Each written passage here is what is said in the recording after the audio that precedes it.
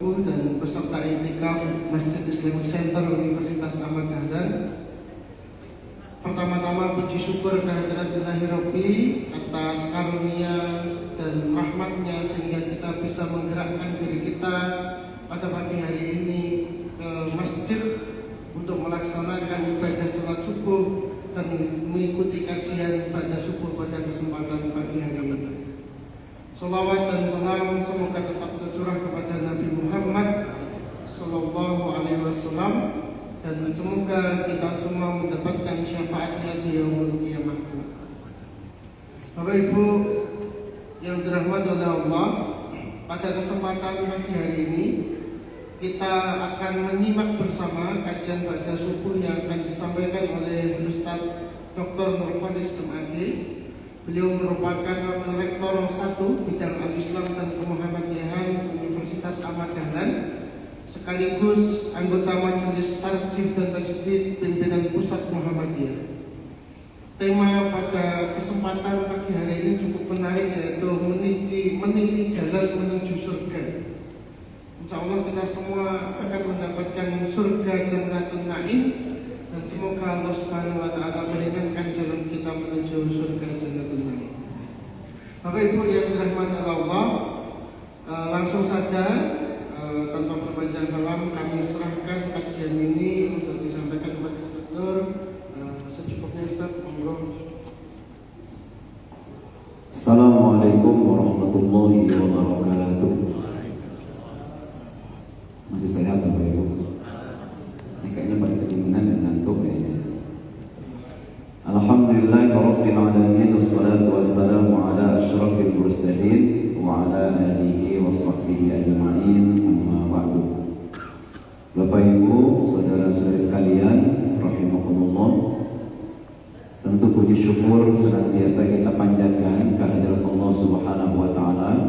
Kita masih diberikan panjang umur, Allah masih berikan kita sehat, Allah masih berikan kita sempat.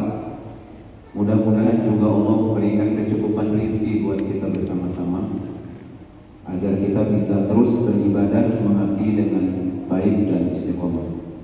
Salawat beriring salam mudah-mudahan senantiasa Allah limpah aturkan untuk junjungan kita Nabi Muhammad Sallallahu Alaihi Wasallam. Bapak Ibu rahimakumullah, kita akan menyimak bimbingan Nabi Muhammad SAW yang saya kasih judul, ini buku saya sebenarnya, dan ini juga sudah cukup lama, 2023 kalau saya tidak salah itu ya. Dan ini saya ambilkan dari kitab Riyadhus Shalihin sebenarnya, karena dulu ketika ngaji di pondok cukup lama, akhirnya saya punya jamaah kajian, saya ngaji Riyadhus Shalihin. Akhirnya saya tata ulang dari kitab tersebut menjadi judul jalan meniti jalan menuju surga, bimbingan Nabi dalam menjalani hidup sehari-hari. Nah, ini rute sebenarnya, lebih tepatnya rute perjalanan kita sampai kita menuju surga Allah Subhanahu wa Ta'ala. Tentu dalam kehidupan kita ini ada dua yang kita butuhkan supaya kita bisa selamat. Yang pertama adalah pelita, yang kedua adalah peta. Kalau cuma pelita saja tanpa peta kita juga bisa kesasar, atau peta tanpa pelita nggak kebaca, tetap saja kita tidak mudah untuk sampai ke tujuan. Pelita kita adalah akal yang diberikan oleh Allah kepada kita, itu pelita gitu. Maka jaga dan gunakan sebaik-baiknya akal itu. Yang kedua peta jalan kita, yaitu Al-Quran dan As-Sunnah. Nah, pagi hari ini tapi saya ambil poin-poinnya saja, sekalipun nanti selama 2 hari mungkin kita ke rute yang mungkin kita masih agak perlu waktu lagi untuk sampai ke rute terakhir. Oke, Bapak Ibu sekalian, rahimahumullah. Yang pertama, ini rute yang pertama. Tidak bisa tidak, kita memang startnya dari sini. Mulailah semua aktivitas itu yang baik dengan membaca basmalah. Nabi sallallahu alaihi wasallam sampaikan, kullu amrin bibalin la yubda'u fihi bi bismillahirrahmanirrahim fahuwa abtar. Setiap perkara penting yang baik yang tidak dimulai dengan bismillahirrahmanirrahim, maka amalan tersebut terputus barokahnya itu. Nah, pedoman kita Al-Quran pun oleh Allah diawali dengan bismillahirrahmanirrahim. Maka awalilah semua aktivitas kita itu dengan basmalah itu. Maka siapapun yang mengawali aktivitasnya dengan basmalah sebagai pangkal kolatnya, maka semua pekerjaan kita pasti akan baik dan akan membawa kebaikan bagi orang lain. Nah, basmalah saja tentu tidak cukup, Masian. Kita butuh basmalah itu diucapkan disertai niat ikhlas karena Allah. Nabi Sallallahu Alaihi Wasallam memberikan tuntunan dalam hadis yang cukup populer, gitu ya, sekalipun ini hadis gharib, tetapi populer, masyhur secara penyebaran atau maknanya, innamal a'malu binniyat wa innamal likulli imri'in ma nawa. Ada sebuah peristiwa di zaman Nabi itu dari sahabat Yazid. Yazid itu punya putra namanya Ma'an. Yazid ini orang berpunya, sementara Ma'an putranya memang termasuk orang yang kurang berada. Yazid itu ingin bersedekah, dibawalah dia barang sedekahnya ke masjid. Dan di situ barang tersebut oleh Yazid ditaruh di sebelah seseorang yang sedang beribadah, karena Yazid menginginkan barang sedekah itu diambil oleh orang yang diinginkan oleh Yazid. Ketika Yazid pulang, ternyata Ma'an datang, Ma'an putra Yazid tadi. Ketika Ma'an datang, tahu bahwa itu barang sedekah, oleh Ma'an diambil, dibawa pulang, ditunjukkan ke bapaknya. Pak, tadi saya dapat barang sedekah di masjid, ini saya bawa pulang. Bapaknya tidak berkenan. Kenapa? Karena Yazid, bapaknya ini menginginkan barang sedekahnya itu buat orang lain, bukan buat keluarganya. Tetapi Ma'an membutuhkan barang tersebut, sehingga berdua ini mendatangi Rasulullah SAW bertanya. Ini enaknya di zaman dulu, kalau ada masalah bisa langsung datang ke Rasulullah. Nah, diceritakanlah peristiwa itu. Maka Rasul akhirnya memberikan putusan kepada keduanya, wahai Ma'an, apa yang kau ambil itu milikmu. Wahai Yazid, apa yang sudah kau sedekahkan, pahalanya sudah dicatat di sisi Allah Subhanahu wa Ta'ala. Nah, Bapak Ibu sekalian, rahimahullah, ini mungkin contoh. Rasul menuntunkan bahwa amal perbuatan itu harus ikhlas itu. Nah, kita kan sering juga, Pak, saya mau bantu kalau Bapak jadi ketua takmirnya. Kalau bukan Bapak jadi ketua takmirnya, saya tidak mau bantu. Itu udah ikhlas itu orang. Bantunya tidak ikhlas. Masih ada pamrih di situ itu. Banyak kadang-kadang kita. Atau masih butuh validasi kata anak sekarang. Nah, kalau ini saya hanya kutip dari kitab Minahul Qudsiyah, ini syarah dari Al-Hikamnya Ibnu Athaillah, ya. Imam Al-Ashraf mensyarahi Hikamnya Ibnu Athaillah itu, diberikan judul kitab itu dengan Minahul Qudsiyah. Ada 3 leveling keikhlasan itu. 3 leveling. Kalau saya kayaknya masih di level yang pertama. Itu kalau saya ikhlas itu ya. Yang jelas ikhlas tanpa pamrih tadi. Cuman ada levelingnya itu. Yang level pertama disebut dengan ikhlasul ibadah. Ikhlasnya ahli ibadah. Ahli ibadah itu ikhlasnya satu, tidak ada riya tentu dalam ibadah, tetapi dia masih beribadahnya berharap pahala, berharap surga, berharap dihindarkan oleh Allah dari neraka. Jadi kalau Bapak Ibu kita bersama-sama ini berbuat kebaikan, pamrihnya karena kita ingin dapat pahala, iktikaf gitu ya, supaya apa? Dapat pahala. Iktikaf supaya apa? Dihindarkan dari neraka. Berarti memang ikhlas kita baru di level yang pertama, dan itu sudah bagus sekali gitu ya. Ini sudah baik sekali karena ini juga ikhlas namanya. Cuman levelingnya masih di level yang bawah, itu ikhlasul ibadah. Yang kedua itu level ikhlasul muhibbin. Ikhlasnya para pecinta itu.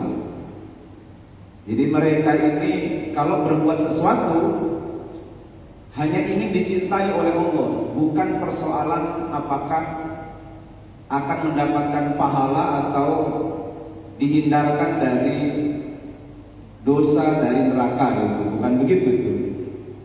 Dulu ada sufi perempuan Rabi'atul Adawiyah itu yang cukup terkenal juga.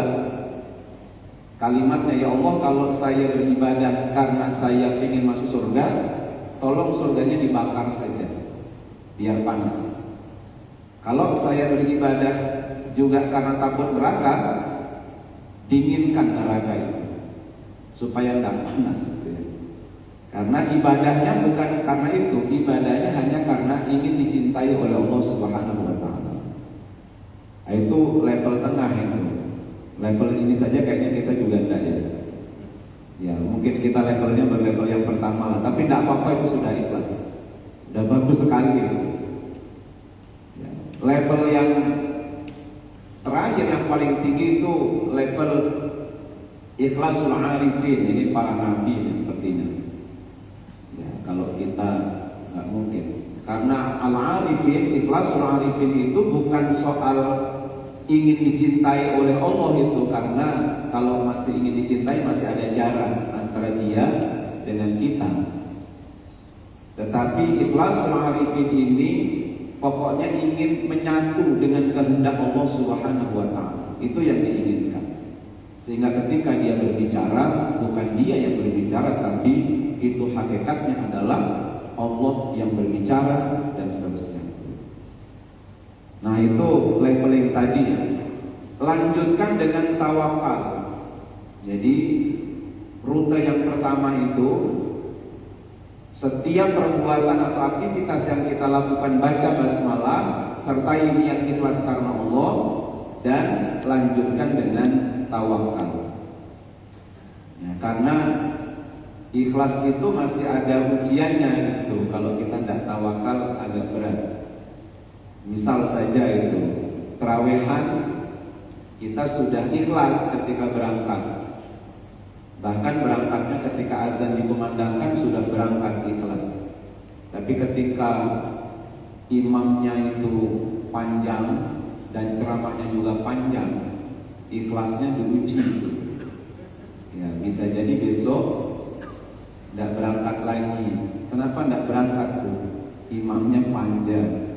Akhirnya besok-besok kalau mau berangkat ke masjid, dadak lihat daftar penceramah. Ini waktu siapa ini? Wah, bapak itu balik. Ya, jadi maka tawakal saja. Nah, itu rute yang pertama, ibu bapak sekalian. Nah, sekarang kalau sudah di rute itu, perjalanan kita lanjut pada rute berikutnya. Ke surga itu butuh iman yang kuat. Butuh iman yang kuat. Maka supaya iman kita kuat, pahamilah dulu dasar-dasar hubungan kita dengan Allah Subhanahu wa taala. Nah, dasar hubungan kita dengan Allah itu ada 3 kalau dalam hadis Nabi. Nanti kalau di Muhammadiyah itu ada 4 nanti pola hubungan kita. Tapi di hadis Nabi ini memang Nabi menyebut ada 3. Yang pertama adalah iman, yang kedua Islam, yang ketiga ihsan. Itulah dasar hubungan kita dengan Allah. Maka pahami iman itu apa, kemudian Islam itu apa, ihsan itu apa. Karena ini adalah dasar dari relasi kita dengan Allah Subhanahu wa taala. Gagal memahaminya, ya kita akan gagal untuk bisa menyempurnakan keimanan kita. Tuh. Kemudian tingkatkan selalu hubungan itu dengan Allah Subhanahu wa taala. Caranya bagaimana untuk meningkatkan hubungan kita dengan Allah? Yang pertama, mulailah dengan taubat. Ya, ini kalau baginda Nabi menyampaikan, ini hadisnya hadis qudsi. Ya bani Adam, innaka ma da'awtani wa rajautani wa fartu laka ala ma kana minka wa la ubali. Kata Allah, ini hadis Nabi tapi ya, hadis qudsi itu. Wahai anak Adam, wahai manusia, sesungguhnya engkau itu selama masih suka berdoa dan suka berharap kepadaku, pastilah aku mengampuni engkau semua atas dosa apa saja yang ada pada dirimu, dan aku tidak pedulikan banyaknya seperti apa. Itu kata Allah. Ya bani Adam, law balagha dhunubuka ananas sama summa istaghfartani ghafartu laka wa la ubali. Seandainya pun dosamu itu seluas langit banyaknya, kalau engkau datang kepadaku untuk mohon ampun kepadaku, maka pasti aku akan ampuni. Saya tidak peduli. Itu kata Allah. Inna kalau ataitani bi qurabil ardi khataya, atau kesalahanmu itu mungkin seluas dan sedalam bumi, summa laqaitani la tusyriku bihi syai'a, kemudian engkau datang menemuiku dan engkau tidak memusyrikan aku dengan sesuatu yang lain, la ataituka bi qurabiha maghfiratan, pasti juga aku akan ampuni. Nah, sampai baginda Nabi itu istighfarnya saja dalam hadis Nabi tidak kurang dari 70 kali dalam satu hari, satu malam. Padahal beliau itu dosa yang lalu dan akan datang sudah diampuni. Maka begitu dekatnya baginda Nabi dengan Allah Subhanahu wa taala. Dan jaga dengan sabar. Jaga dengan sabar. Hubungan dengan Allah itu memang butuh perjuangan. Maka jagalah dengan sabar. Ajaba li amril mu'min inna amrahu kullahu lahu khair wa laysa dzaka li ahadin illa lil mu'min, kata Rasul. Sangat menakjubkan pribadi orang-orang yang beriman, di mana pribadi itu semuanya baik dan tidak ada pribadi yang baik itu kecuali hanya ada pada orang-orang yang beriman. In asabathu sarra syakar fakana khairan lahu. Kalau orang beriman itu diberikan kelapangan oleh Allah, pasti dia bersyukur dan syukurnya itu pasti akan membawa kebaikan bagi dirinya. Wa in asabathu dharra sabar fakana khairan lahu. Kalau diberikan kesulitan, dia akan bersabar dan sabarnya itu pasti akan membawa kebaikan bagi dirinya. Yang ketiga, tambah dengan syukur. Itu untuk meningkatkan hubungan kita dengan Allah. Tambah dengan syukur. Nah, ini syukur ini mungkin yang agak kurang ya, kalau ya termasuk saya pribadi. Zaman kita itu memang sekarang itu sedang diuji. Syukurnya yang kurang, makanya keberkahannya jadi hilang. Kalau sekarang itu kan krisis keberkahan. Nah, kalau Bapak Ibu mau flashback ke belakang 30-40 tahun yang silam gitu ya, Kalau kita mau makan daging ayam itu harus nunggu lebaran. Kalau pengen ganti baju baru juga nunggu lebaran. Bahkan bapak saya tuh kalau membelikan dulu itu baju lebarannya itu baju sekolah. Jadi kalau lebaran itu pakai baju sekolah yang penting baru. Nanti habis lebaran itu digunakan untuk sekolah ya begitu. Tapi ya saya enggak minder juga karena kawannya juga banyak. Zaman itu gitu ya. Ya punya tanah 1 petak itu bisa nyekolahin anak kalau dulu itu. Sekarang coba Bapak Ibu sekalian, bahkan anak saya yang pertama itu kalau ketemu ayam katanya bosan gitu. Ngeri loh. Banyak anak-anak kita sekarang makan daging ayamnya bosan gitu. Kalau mau ganti baju tidak usah nunggu lebaran. Ibu-ibu itu koleksi bajunya penuh itu, mungkin 6 lemari kali. Ya bisa kapan saja kita ganti. Tapi kita selalu merasa kurang sekarang itu. Kurang aja. Nggak pernah kita itu puas. Kalau orang naik tangga itu, atas tangga itu selalu bergeser gitu. Udah nyampe atas tujuannya geser lagi, nggak sampai ke atas itu. Kata para psikolog, zaman sekarang itu social comparison. Orang hidup itu selalu membandingkan dirinya dengan orang lain. Nah, ketika lihat postingan buka bersama di tempat yang luar biasa viral, kita langsung diskusi dengan keluarga, kapan kita ke sana.